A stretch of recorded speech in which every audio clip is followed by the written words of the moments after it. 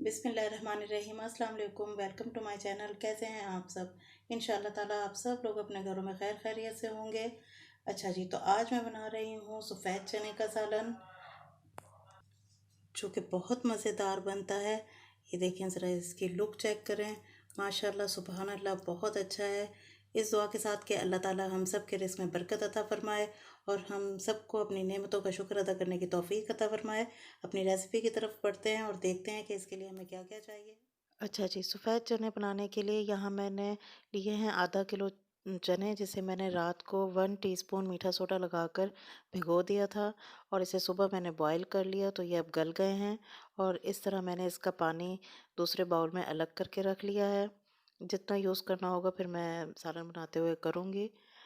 और इसके अलावा जी है 2 अदद मीडियम साइज़ के प्याज हैं, जिसे मैंने स्लाइस में काट लिया है।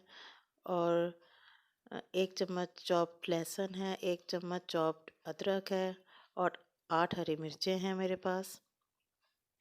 और साबुत गरम मसाले में 2 तेज़पात हैं, 1 टीस्पून ज़ीरा है, 2 दालचीनी है के टुकड़े लिए हैं मैंने, 2 बड़ी इलायची है, 4 लौंग है और 1 टीस्पून साबुत काली मिर्च है। हाफ़ कप मैंने दही लिया है यहाँ पर।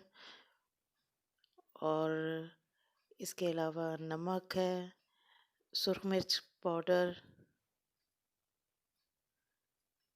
हल्दी पाउडर और पिसा हुआ धनिया पाउडर है मेरे पास, जिसे मैं बाद में यूज़ करूँगी। और हरा धनिया लिया है मैंने गार्निश के लिए। और एक मेरे पास बॉयल आलू है, जिसे ग्रेवी बहुत अच्छी बनती है चनों की। तो चले आइए, इसकी तैयारी हमने कर ली है, अब शुरू करते हैं। हाफ कप ऑयल डाल दिया, ऑयल गर्म हो गया है तो मैं साथ ही इसमें प्याज ऐड कर दूंगी। प्याज को लाइट गोल्डन करना है, लाइट ब्राउन करके मैं इसे निकाल लूँगी। प्याज लाइट ब्राउन हो गया है, अब मैं इसे निकाल लूँगी। अच्छा जी, ये प्याज मैंने निकाल लिया है, लाइट गोल्डन हो गया है। अब प्याज और इसमें ये 2 हरी मिर्चें जो मैंने दिखाई थी, 3-4 मैं उसमें डालूँगी, 2 इसमें डालूँगी, 2 इसमें और 1 आलू बॉयल और ये हाफ कप दही। ये मैं सारी चीज़ें मिक्स करके तो इसे ग्राइंड कर लूँगी। अच्छा, इसमें से प्याज निकाल लिया था। अब इसी में मैंने चॉप्ड लहसुन और चॉप्ड अदरक डाल दिया। अब इसे 2-3 मिनट भूनेंगे ताकि इसका कच्चापन दूर हो जाए।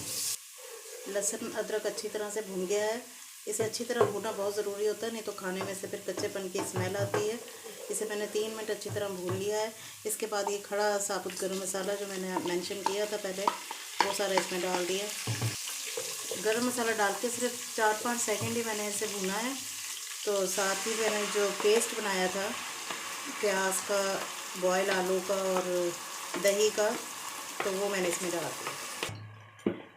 ग्राइंडर में थोड़ा सा पानी का गाल भी मैंने निकाल के इसमें डाल दिया ताकि चीज़ ज़ाया ना हो।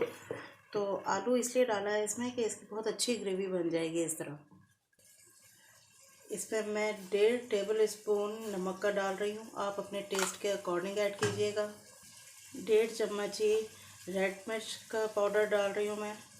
हाफ़ टी स्पून हल्दी, 1 टीस्पून पिसा हुआ धनिया पाउडर। मेरे चम्मच ज़रा छोटे हैं इसलिए आपको ज़्यादा लग रहा होगा। मैंने जो क्वांटिटी बताई है ये उतनी ही हो गई है।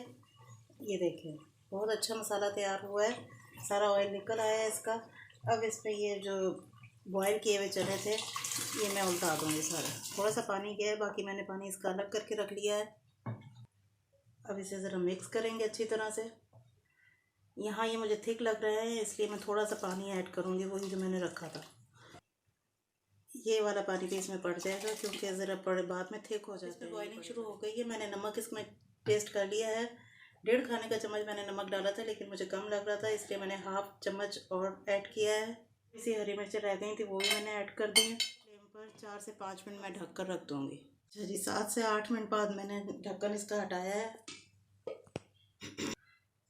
तो ये माशाल्लाह बिल्कुल तैयार हो गए हैं। ये देखें कितनी इसकी अच्छी शक्ल बनी है, सारा ऑयल ऊपर आ गया है।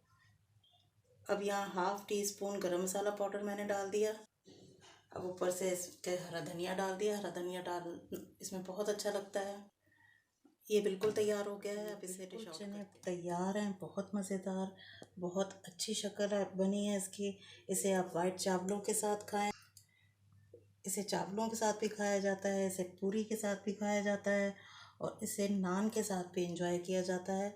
बहुत मज़ेदार बने हैं, आप ज़रूर ट्राई कीजिए। ये देखें जी, कितनी खूबसूरत इसकी शक्ल बनी है, चेक करें ज़रा। इसे आप गरम गरम नान के साथ बहुत अच्छे लगते हैं, और पराठों के साथ भी बहुत मज़ा देते हैं ये। आप इसे ट्राई कीजिए, मुझे फ़ीडबैक ज़रूर दीजिएगा।